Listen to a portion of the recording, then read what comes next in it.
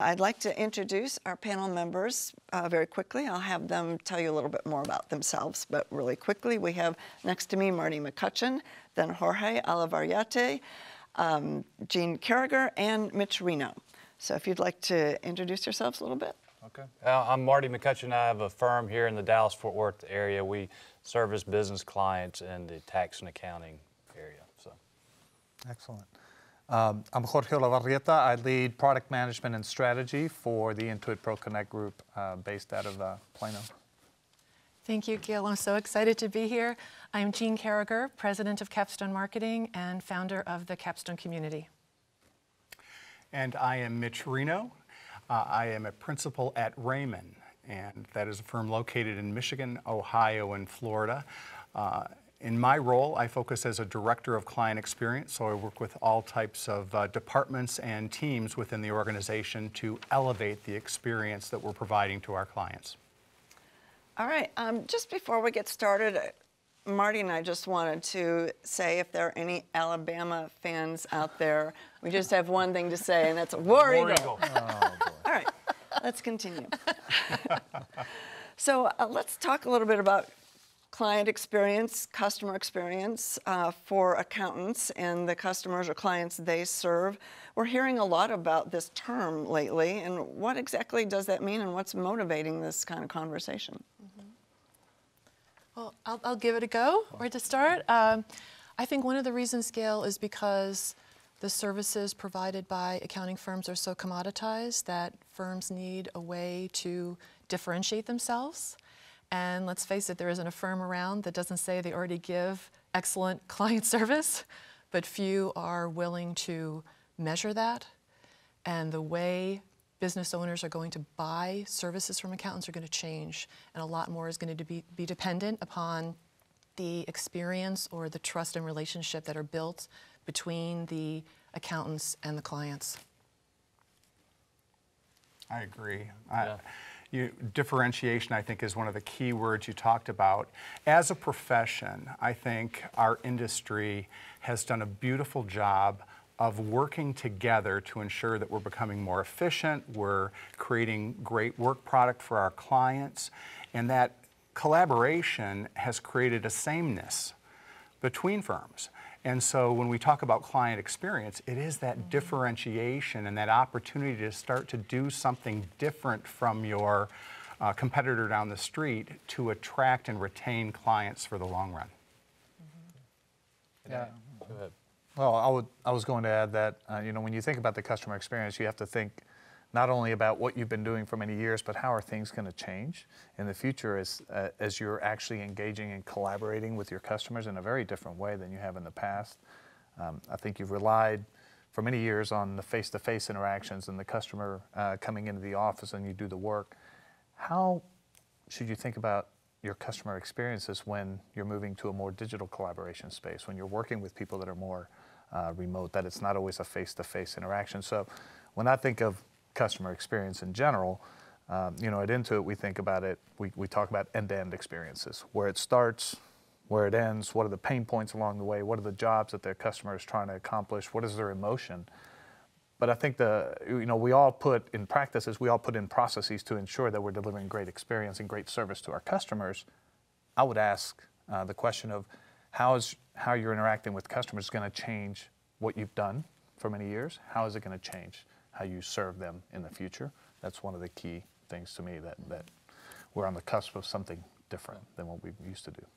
And kind of on what you guys have said is now the customer used to, all they could choose from is a CPA in their local town or wherever they're. Now they can go to the internet, and I mean we're seeing a lot. I mean this is a great market here locally, but we're getting clients all over the country. So now we're competing against more people than we used to. So all right, as we say, we got to be different. How do we make it easier, decrease that friction? And I mean it doesn't help. You got Starbucks, they're used to click and getting their coffee, their special made coffee with an app, and Amazon makes it easy. Everybody around us is making it easy, so now they're expecting it. So it kind of makes us up our game. Right. You know, I think we just learned from time the person of the year or the movement of the year, and I think if there's going to be a word of the year for our profession, it's probably going to be disruption.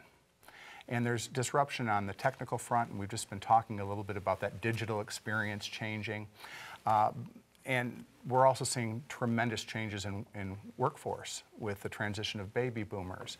All of these are contributing factors to the fact that organizations are going to be looking at how do we look at that end-to-end experience, and how is it going to change in the future. And as we perhaps see some of the commodities we've provided begin to be scaled back through effective use of technology and workforce changes, with that change, more advisory type of focus and more advisory work is going to become critical. And so it's going to really require retraining of the workforce and a refocus on what we're doing. Right. I mean, clients are demanding more advisory services. So the most benefit that CPAs can bring, it's not looking back at the historical and describing what happened. It's taking a look forward and determining what are those client goals, what do they want to accomplish with their business or their families, what's their personal situation, and then how can the CPAs help their clients achieve those goals. And it's not the audit that's going to do that. It's the more advisory type service of really digging deep of what the client needs and helping them accomplish those goals. Because at the end of the day, even with all of this technology and digital and all, we're in a people business, and the CPAs need to develop that trust and build the relationships with their clients. So I like your example of being more forward-looking with your clients instead of just looking back, which is traditionally what we think CPAs have been doing. So how about some other examples of what CPAs can do to improve their customer experience or client experience? I think look outside of our industry, of seeing how other industries are doing it. I mean, because as we're hiring people, we're not necessarily looking for an accountant per se. We're looking for someone that understands business, because a lot of the accounting functions are now being automated. So they need to have a good understanding of what's going on, but they need to be able to interpret the data to be able to help the client and because the biggest, when we get clients and they'll be at another CPA, they're like, wow, you're telling me stuff I've never heard before.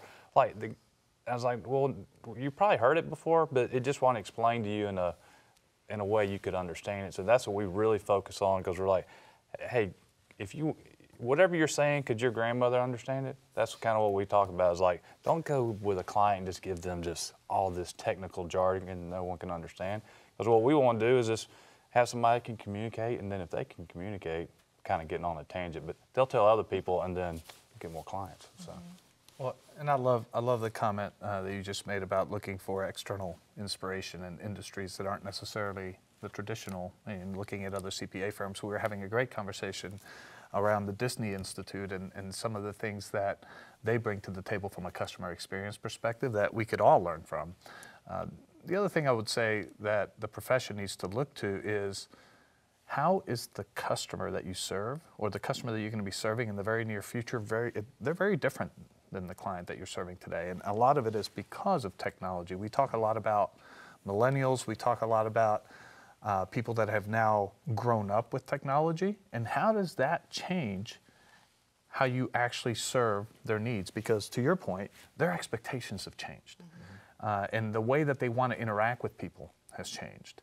And that's the clients of the future. You may not glean that from your clients of today, but these people are coming. They're here, right? 25% of the population, of the U.S. population, was born between 1997 and today. That's amazing. And what is that going to do to the clients that you serve, the services you offer, how you serve them?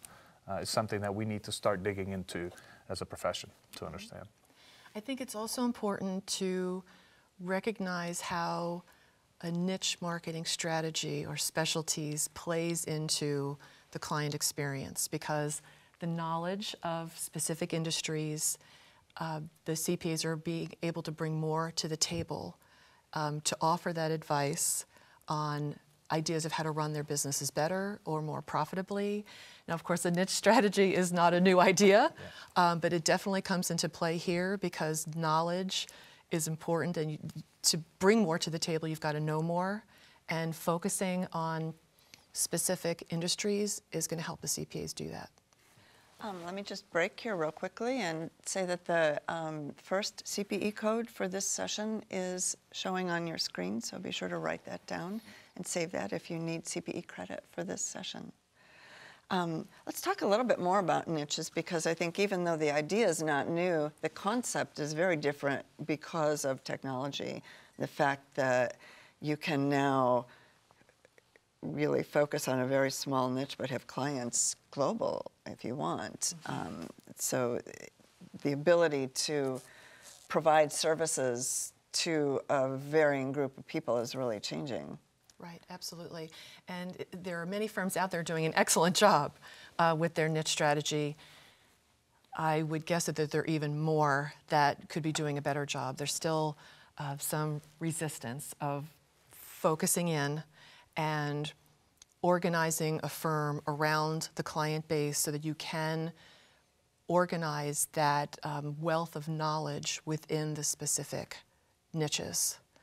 So I'm a big proponent of niche marketing and always talk about that with my clients and try to implement that with my clients, because it not only contributes to the client experience, it contributes to the profitability of a firm and the efficiency of a firm and where your people are spending their time and their CPE and what they're reading and where they're going. So there's just a lot of advantages to that strategy, including the client experience. You use the word niches and industry specialization, and we talked about differentiation. And the beauty of this entire topic of client experience, I think, is that it is completely scalable. As far as looking at initiatives that firms really should be focused on, you don't have to be a $100 million or $250 million sized firm to focus on this type of initiative. And you can do that by really narrowing your focus of saying, this is the client I want to work with, this is their profile and the persona of who we're going to work with, and really get to a level of understanding their needs better than your competition. Because ultimately, when I look at all firms around the country that are really trying to dig in at driving better client experiences, what I find is that all of them are trying to measure their ability to understand the client needs. So they're measuring that in surveys and in interviews and focus groups to dig in for that information so that they can not only just respond more effectively, but they can also do a better job of planning for the future. So is it all about the numbers, or are there other ways to provide a really great customer experience for your clients that's maybe not related to just the kind of accounting products that we're used to providing? Well, one of the things that we do on our customer experience is our target market is more of a demographic. I mean, we do service businesses primarily, but our demographic is usually a W-2 wage earner that was very successful somewhere, and then they went out on their own to do whatever they were doing before, and they have their service business. And then normally they just took their CPA that did their 1040, and then they've outgrown that CPA and they're looking for some advice. And normally they're going to be in the 35 to 45-year-old range. And so we keep seeing that over and over, so it helps us. And it doesn't matter what kind of service it is, but we kind of know the pain points and what they're used to seeing, and the kind of life cycle, what they want to hear, when they want to hear it, and how to deliver it. So it allows us to, since we know that's what's going to happen, it allows us to have a client experience and be able to anticipate it down the road. And they're just like, how'd you know I was going to have this issue? Or how'd you know? It was like, well, we just dealt with this demographic quite a bit. And it's easier to, like you say, to scale, and it's easy to tell everybody in the organization, hey, this is what's going to happen. This is what we're focused on. So that's how it works with us. Right. And isn't it being proactive? Yeah. Right? So it's not answering the phone and solving a problem that a client has brought up. It's really taking a look at their situation and anticipating what their issues or needs might be and answering that. Because studies will tell us that the lack of being proactive is one of the main reasons why clients change firms, because they don't feel like they're getting that extra, special touch. Yeah, and Gail, you mentioned, so is it more than just the numbers or more than just the work? I think it definitely is. And I will say that at Intuit, when we think about, and clearly the customer that we're talking about here is the accountant themselves versus the client that the accountant is serving. So it's slightly different, but I think it all applies. There is a way you can think of an experience from a functional perspective. When an accountant comes in, does the product do what they intended to do? Is it easy for them to do the work? But what we've really delved into for many years is really less about the functional element of a customer's experience and more diving into the emotional elements of the customer experience. If you understand what your client, whether it's an accountant who is an Intuit client or whether it's a client of your accounting firm or your tax and accounting firm, if you understand what is it that they're trying to accomplish, what is the job that they're solving, and what is their emotional state of mind as it relates to this, and what is the beginning point and the ending point, I think you're going to dive a lot deeper into really understanding who your customer is and how are you going to tailor an experience to ensure that you either overcome that fear and uncertainty or the doubt that comes with tax preparation, all of those things. I think you really need to start diving deeper to truly understand, and we call that getting to deep customer empathy. That will then open your eyes to different ways that you could tailor your experience to truly solve not just for their functional need, here's your tax return, but also beyond that. And because that's where the wow is. And once again, I mentioned the Disney Institute earlier. That's an interesting example. Disney, obviously you want to go there and have a good time and have rides and all of those things, but there's an element that they invest heavily in that is much beyond just the functional, I got to go to the park, I got to get on the ride, and it's all around the emotion that they leave the park with that says, oh my gosh, and that's what makes Disney what they are and why people are such huge promoters of them. It's not because they have a roller coaster. Lots of people have roller coasters. It's because of the emotion that people leave. Whether it's their cruise lines or their theme parks, it's just, I think it's a different element and the way to think about customer experience. And there's actually, there's numbers related to that. You know, the emotion of that heart rate increasing when that client's getting excited about getting great service and really having something exceptional happen that you're able to help them with. But as an industry, I think one of the challenges we continue to face is we think about client experience in the moments of the engagement.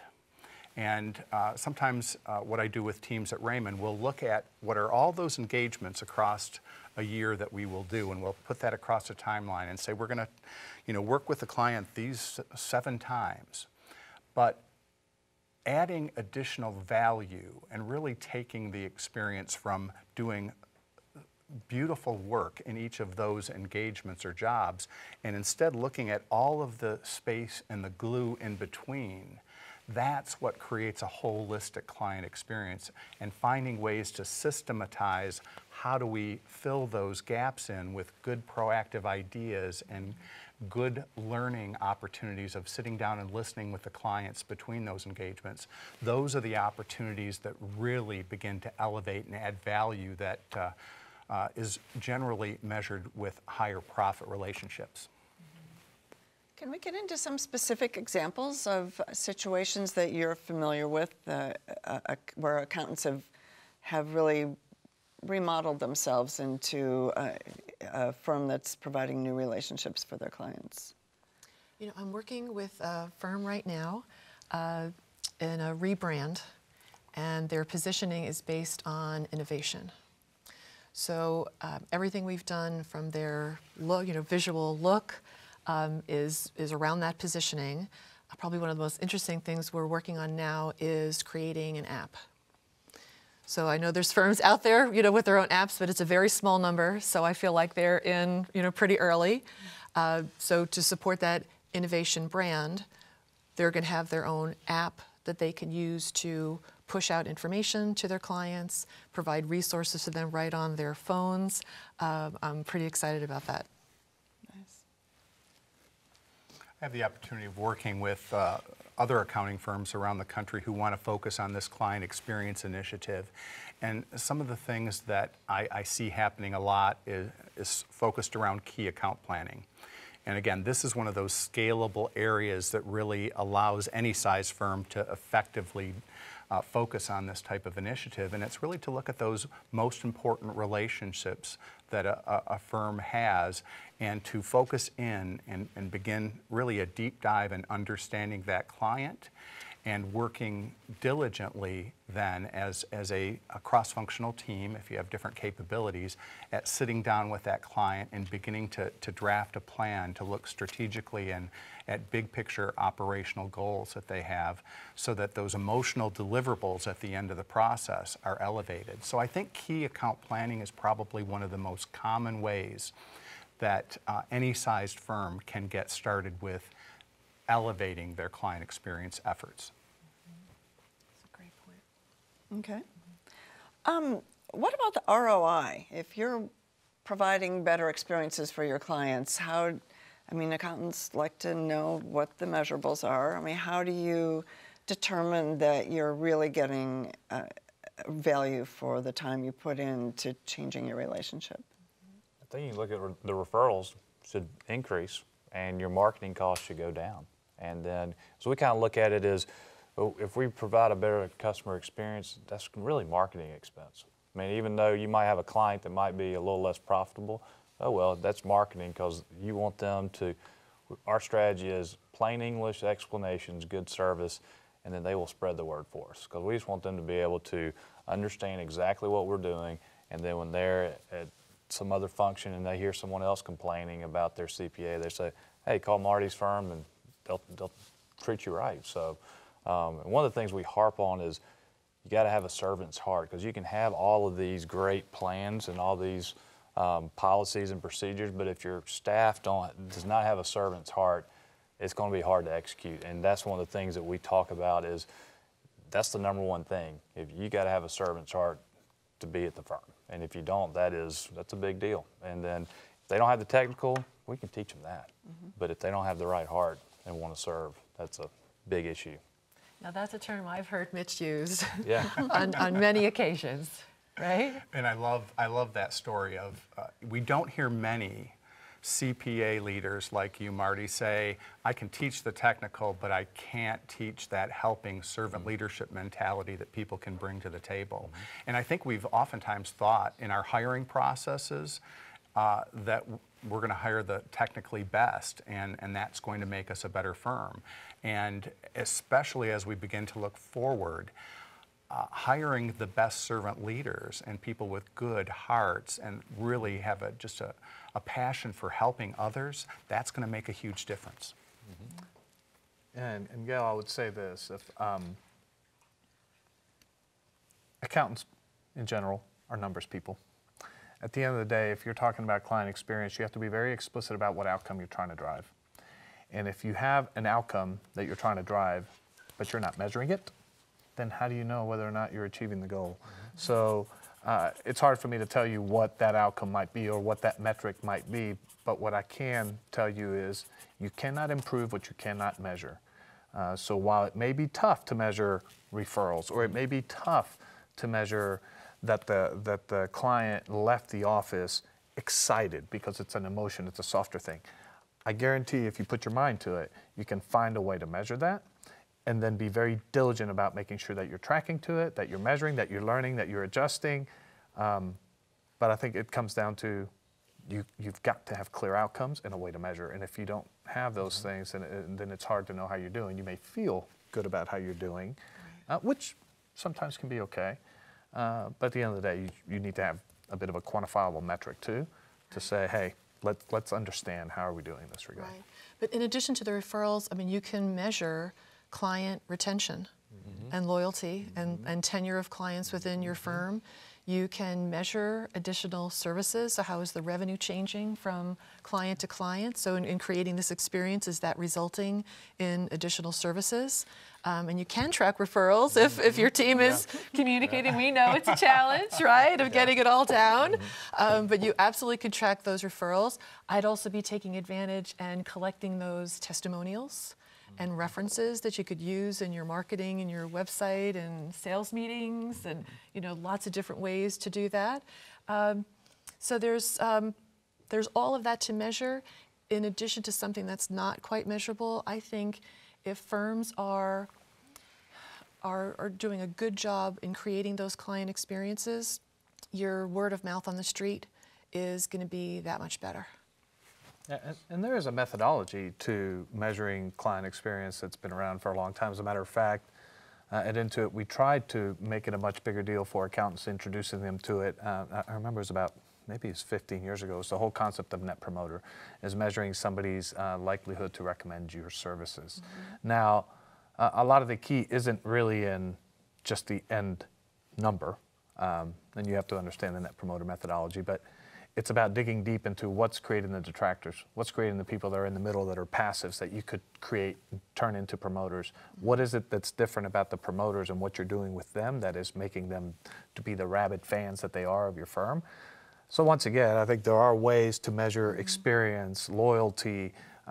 Recommendation is a great way to measure. You just have to have a system around it. I think Net Promoter is a great one for that. And there are firms out there helping organizations within our industry do that and put together survey systems that allow perhaps on an annual basis to reach out to clients and really find out how well they're doing. And they've got standardized drivers of satisfaction and likelihood to refer. Mm-hmm. So I'd encourage firms to investigate some of those options, because at the end of the day, if you want to create a better client experience, you need to focus on how well you listen to your clients. The listening capability, and whether you're going to measure it on loyalty and retention and satisfaction and likelihood to refer, or the growth bucket of outcomes of referrals coming in and services delivered per client, or net revenue growth per client, whatever those types of growth metrics, the retention and loyalty bucket and the growth metrics can be measured with pretty simple, inexpensive systems now.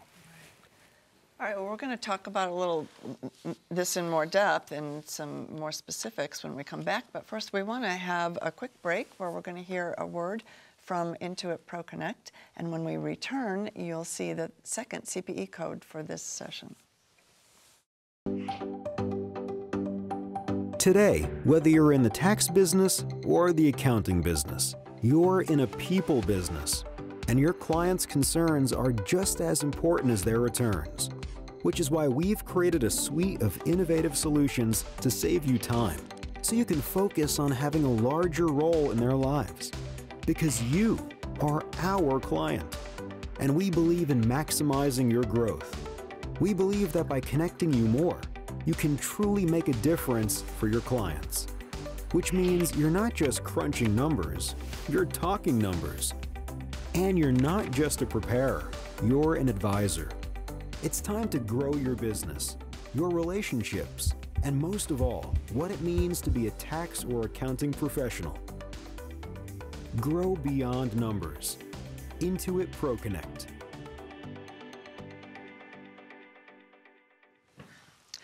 Welcome back.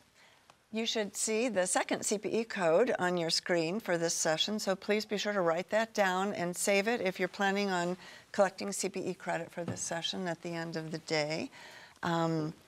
Also, don't hesitate to contact us if you have questions or comments for our speakers. You can reach us at info@ensuringsuccess.com or through social media. And I also would like to open a quick poll for you to participate in so we can get a little bit of feedback from our audience. If you go to slido.com, SLIDO.com, that's our polling software today, and you just need to enter the code it asks for is ES, as in Ensuring Success, ES 2017, ES 2017. And that'll open the poll with a question, and we'd just like you to type in a 1 or 2 word answer about ways that your firm has taken measures to intentionally improve your client experiences. So we'll leave that open for a bit. If you can think of some answers and share those, we can report back to you in a little while. So meanwhile, let's talk a little bit more about the client experience and who should be driving the client experience, who in the firm, or even should it be the client? I mean, where does it start? At the top. I mean, I think it starts with the top. You got to be a leader, and then everyone follows your lead, and then it has to be intentional and part of my opinion, the compensation program. And then that's one of the things. Maybe in the past you've done billable hours or amount of sales someone does, but I think that needs to be a measurable goal, and then their compensation should be a part of it, and it should be across the board, because it will have a measurable effect that will help the bottom line. So. Okay. Absolutely, it all needs to scale down from the top, and especially in smaller firms, it's so critical that every staff member is watching that leader and how they behave, 12 hours a day, because that's the level of dedication we see from CPAs in our industry. They're there early, they stay late, but what they're doing and the passion that they exhibit during those points of preparation for interactions with clients or in response to client inquiries, how that leader behaves will dramatically impact how the rest of the team wants to respond to clients. And you use the word passion, and that's exactly what my thought was. With that question, it needs to be the person with the passion to drive that initiative. I mean, you really need to believe that and to be able to live it all the time. So this isn't something that you kind of dabble in every once in a while. This is part of a firm's culture and how you do business. So the people you're hiring, the kind of clients you're taking on, all contributes to that overall experience. Yeah, I agree, and I think I love that you said it starts at the top, because at the end of the day, it starts at the top with setting a clear mission for what it is that you want to accomplish from a client experience perspective. With that said, the primary people that can affect the client experience are your people. So set the tone, but don't feel like you have to figure it all out, like you have to have the entire process mapped out. You can set the tone and the mission and let your people create, because what you want to do is you want to create the environment, and then you want to leverage all of the talent that you have with the people interacting with your customers to identify opportunities to say, hey, how do we think about this, and how do we roll this into our process so that it's better? But I love it, because it does. It starts at the top, and then your people are at the end of the day the key to delivering on whatever it is, that mission or vision that you set forth. And it's as simple as even like sarcasm. Everybody, I mean, not every client's great. Not every client meeting is great. Sometimes they're a little demanding. But in the past, I mean, I've had to say, all right, you might want to get off the phone, or they leave, and you want to say a sarcastic, something just smart alecky in front of your staff. You got to stop that. I mean, because they hear that and they don't understand that. Okay, they don't all understand, and then that can just kind of seep through if you're one way in front of the client, and then when they leave, you're a different way. You got to be consistent just in that aspect, because I've been burned with that before, because you say, hey, we're going to do this great client experience, and we're going to be servant's heart, and then you say a not so nice remark, and because they were difficult, and then the staff kind of takes that mantra the next time they interact. We're like, hold on, that was between us. But you can't. They're looking to us as leaders, and we have to walk the walk. Right. So. And doesn't that get into setting expectations for your people? Jorge, your comment that you made. So, they have to understand what their role is in that program and how it works. Yeah, well, and if you're going to set that expectation for your people, then part of their evaluation on their performance, there needs to be goals around, are you not achieving what we're trying to achieve from a client experience perspective, and the way that you behave, the way that you show up. You have to have it in their goals. Because if it's not in their goals, then what are they being measured against, and how are they going to be held accountable to how they behave or how they act? They're going to bill the most time. That's what they're going to do, right? They're going to do it how they're paid, right? That's but you're right. exactly right. You have to set that expectation. Then there has to be a mechanism to go back and review, well, how well are you doing with that? And what areas do we need to work on? And where do you excel? And how can you share that with your other team members? Wasn't that a completely separate thing, trying to motivate your team members to really want to do this, and what, some ideas that you can use to do that would be really helpful. One of the most important hires, really, that an organization can make is that front desk personnel. And in many smaller firms, we know that those front desk people have a number of activities that create the glue from getting the technical work prepared, ready, to the client, help ushering in the team to sit down with the client and make certain that that experience is going to be a beneficial one. So, Marty, to your point, making certain that you make a good hire at that point in the organization for somebody who is so excited and dedicated every day of making sure that when any client dials that phone or steps through that front door, that their experience is exceptional, that can be very powerful for an organization. Yeah, and I wanted to touch on something that you mentioned earlier around, measuring. When we were talking about measurables and getting data and doing surveys. Actually, what was going through my head was also the same thing you just brought up about the experience. It doesn't really start, you could even start it further back, but there's a significant portion of the experience starts when that customer walks through that door.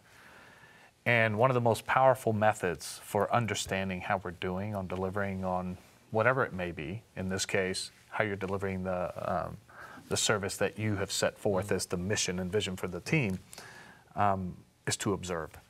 It's not to ask questions. It's to sit somebody in that front waiting area, if you have a waiting area, and watch the customer come in. Watch them interact with your front person. Observe what you're seeing, because you're going to start seeing not only how they're interacting, you're going to start seeing body language, you're going to see the emotion of the customer, you're going to learn so much from the observation that it's going to lead you to those big aha moments. I go, oh my gosh, it could be an area for improvement for your front person. It could be an opportunity for something new. When somebody walks in, you're gonna do something different because you find that, the customer went down the hall to get a drink of water, and you're going, oh, well, we're going to do something about that. But observation is really important from my perspective, and be open, right? Be open to observing and just savoring surprises. And that takes a little skill. I love that idea, Jorge. And I would say that we should be open as organizations to also asking that front desk person. You watch all of us come to the front desk and interact with clients, and you see what's going on.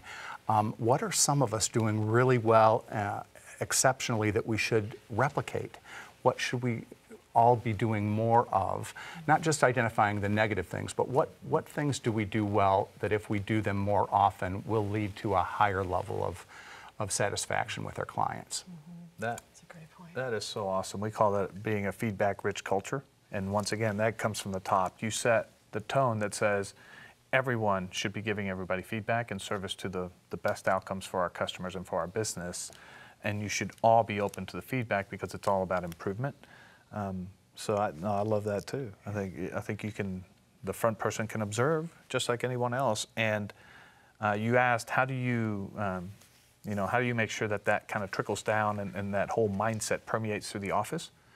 Well, it's not just goals. You reward it. You recognize it. When you see something outstanding, make a big deal out of it, even if it's a little thing.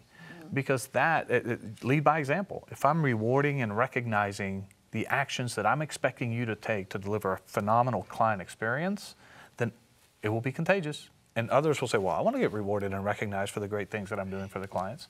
So yeah, you can't just pay it lip service. You can't say, this is what I want, and then somebody is doing everything that they can, but they never hear any feedback that it's a really good thing. That's.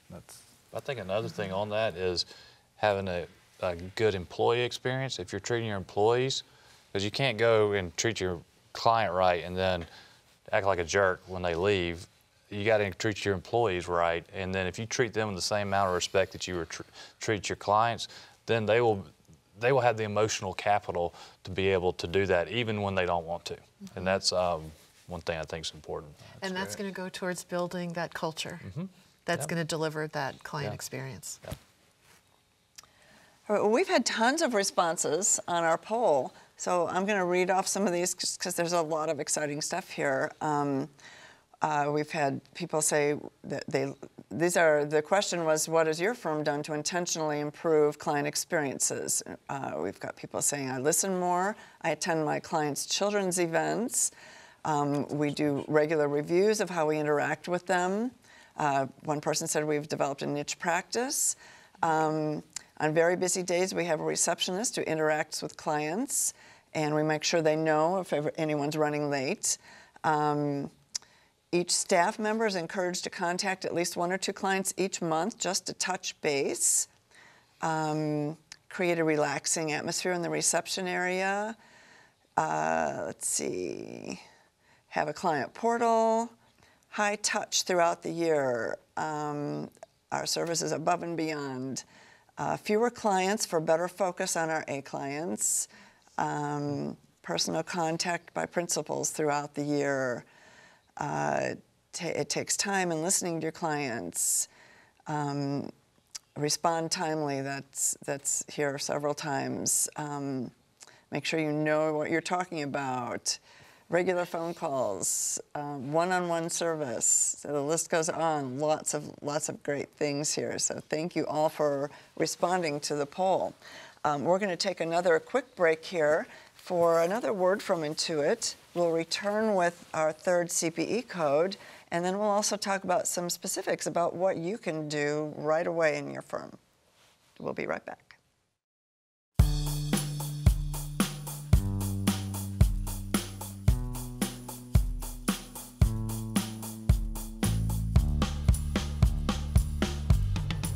So the things I love about ProConnect, and we just heard in one of the keynotes, the new features that are coming in is all the integrated applications and the new features that are going to make life quicker and easier for our clients and for us. So the integration of the applications with the mileage and the QuickBooks, and then downloading right into the tax program, it's just amazing. The thing that I really love about ProConnect is the partnership that we've created with each other between myself, my firm, and ProConnect Group. It's a relationship that it's long-term. We work with each other. We develop with each other. We innovate with each other, and it's just it becomes a very strong partnership, and it's great. My favorite thing about ProConnect Tax Online is that it's 100% web-based. It's the only tax software out there that is, which is amazing. And you can manage the entire client process from beginning to end through the platform. So collecting the documents up front via link and then getting the e-signature at the end, it's a tremendous time saver. The feature of ProConnect that I can't live without is the online tax organizer. I mean, it's changing the game. If you really implement that solution in your practice, you will cut down on time, probably 60–70% in our practice so far.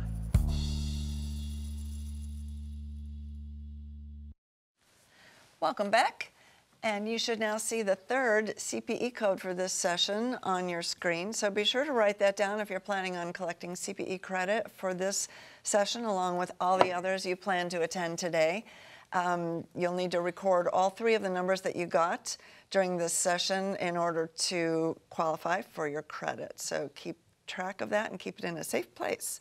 So we're back, and we'd like to talk a little bit about some specifics of things that you can do to really work on improving your client experience right away in the short term. So for those of you who really want to make a difference before busy season gets started, we've got some tips for you. So during the break, we were talking about communications. That seems like a good place to start. Mm-hmm. Right. Well, I mean, there's many ways that we can communicate with our clients, right? And one thing we can't forget is the face-to-face. We talk so much about technology and digital, and all the in-person meetings are very important, but with the technology now, with email and e-newsletters and your website, an inbound strategy, I mean, being able to send out information that is specific to a client's industry or size or entity type, or we could slice and dice that in many different ways. That contributes towards the client experience because you're sending the client valuable information as it pertains to their specific situation. I think we talked in the break about emails, making sure everybody in your firm knows the appropriate way to communicate. I mean, to a client when things aren't going the best, and just making sure treat the client with respect and have that servant heart with email, because sometimes emails can be interpreted in poor ways, and just being able to have some sort of, you can sit down with your staff in a meeting and you can iron that out in 30 minutes and say, hey, this is the way we want to communicate, and if you ever have a doubt, come to me and let's see it. So I think that's a quick way to do it, because we want to have a lot of in-person meetings, but as we get to tax season, it's, I mean, you're blowing and going, and it's a lot of emails and I texts. can appreciate that, yes. right? And you don't want to, in the heat of the moment, send something out that's not appropriate Yeah. or that's just going to antagonize the client as opposed to being helpful to them. Exactly. Right. Yeah, I would add, Gail, my recommendation would be that there are different firms that are at different stages of understanding their customer experience and their client experience, or investing in delivering a great customer experience. If you haven't mapped out what the experience looks like for your client, probably would be a good first step to pick a very narrow use case. It could be the walk-in client. What is the experience of the walk-in client from the moment they walk in the door to the moment they leave? What are the interaction points that are going on throughout? What did you sense, what is it that you want to establish in terms of, hey, do you want to give them confidence all along the way? Do you want them to feel like they're special? Whatever that may be, take a crack and then learn, measure, observe, and tweak as you go. So it depends on where you are in your journey, what specific action you can take from my perspective for a client experience, but take a step, right? Take a step at understanding. It could be training your staff on how to effectively communicate.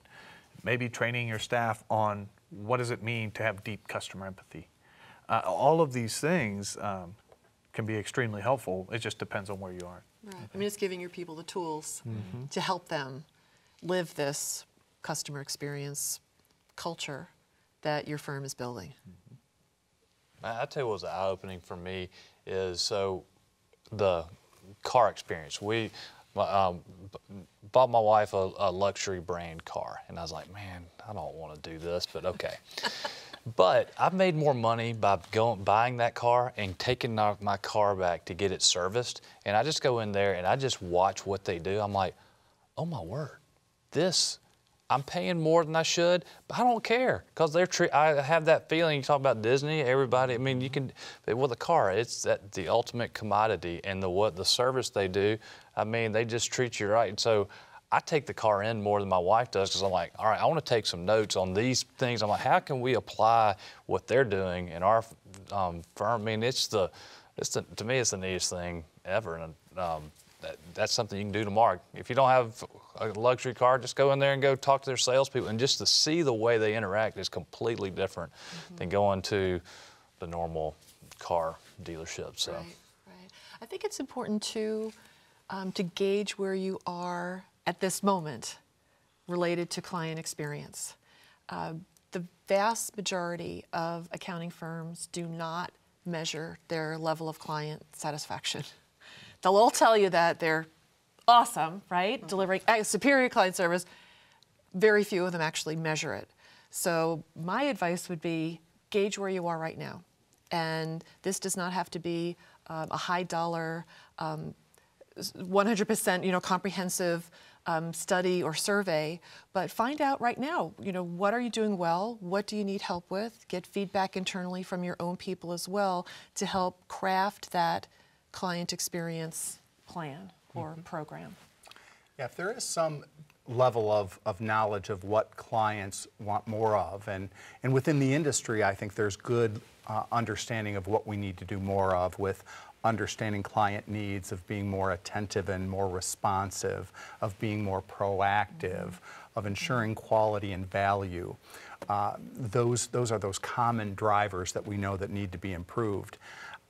Because it's December and because we're moving into a very busy season, people might not have time to do a full survey, or they might not have time to do a big initiative, but they can do one thing.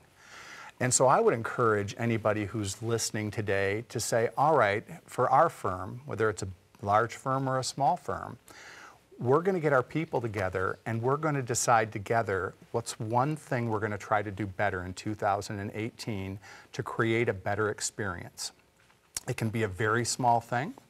For example, maybe we're all going to ask the question at the end of every interaction with our client, is there anything we could do better to serve your needs?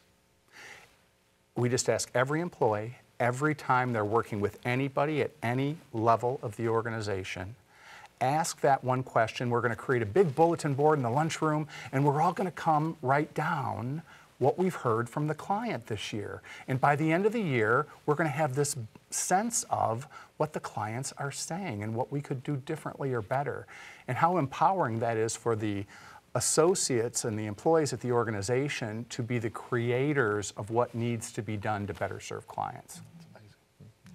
Excellent point. Great idea.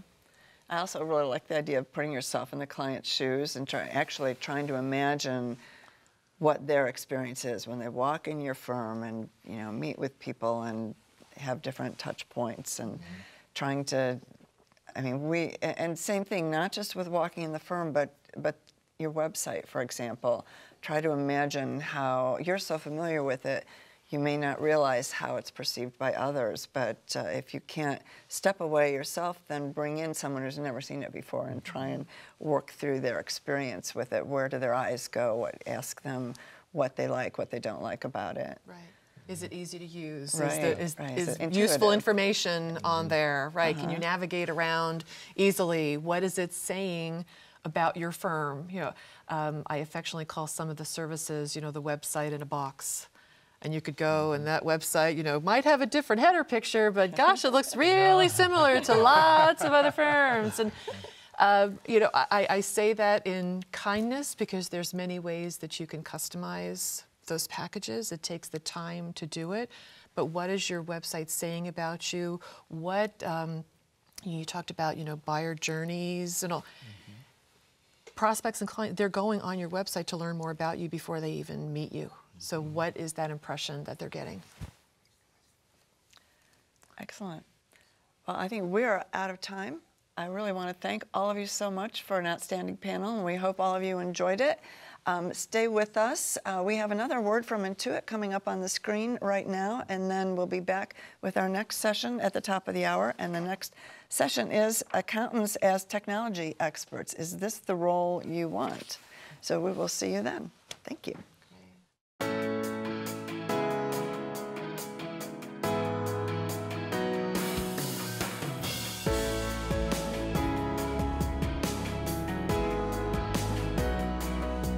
QB, I have a few more minutes before my next client meeting.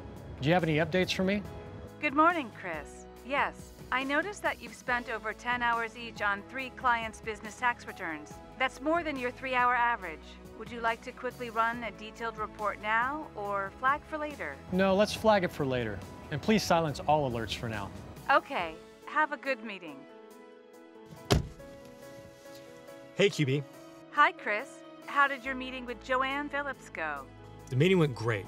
Now that I've completed her personal and business tax returns, I need to run a scenario.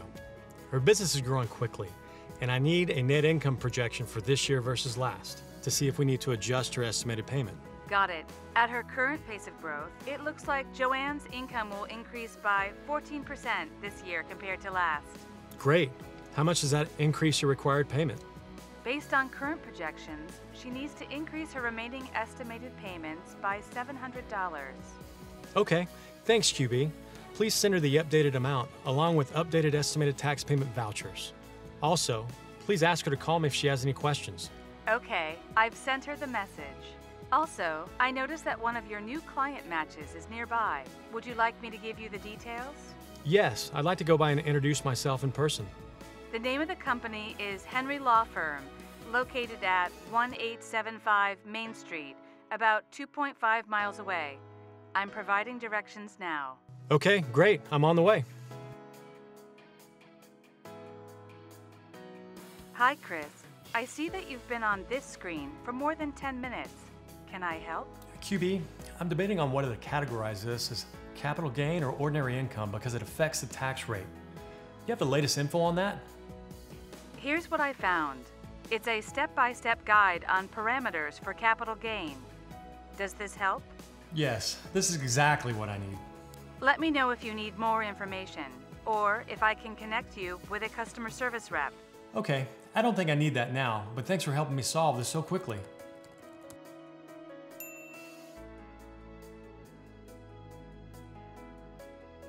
Chris, I see that ABC Plumbing recently made a large purchase that will affect their taxes. Do you want me to give you more information now, flag for later, or dismiss? Give me more information now. Here's the line item. It's a new service van. Okay, I'd like to talk with the business owner about that. Can you connect us? Sure. One moment. Hi, John. How are you? Hey, Chris, what's up? I won't take up too much of your time, but I wanted to congratulate you on your new van purchase and let you know that we've added it to your depreciation schedule in order to maximize your business deduction. Cool, that sounds great. One more thing. There's a tool I think that could really help you with tracking and reporting your business expenses. It's an app that integrates directly with your QuickBooks, so it's really easy. Well, that would be a big help, yeah. Great. I'll send you the link with some info to get you started. I'll definitely look for that, thanks. Anytime. QB, can you please send John information on that expense app? Okay, done. Is there anything else I can do right now? Yes. Please let my wife know that I'll be done by 6 today and can meet her at Carson's basketball game. Okay, I'll text her now. This is just the beginning. Imagine the possibility of ProConnect, QuickBooks Online Accountant, and you.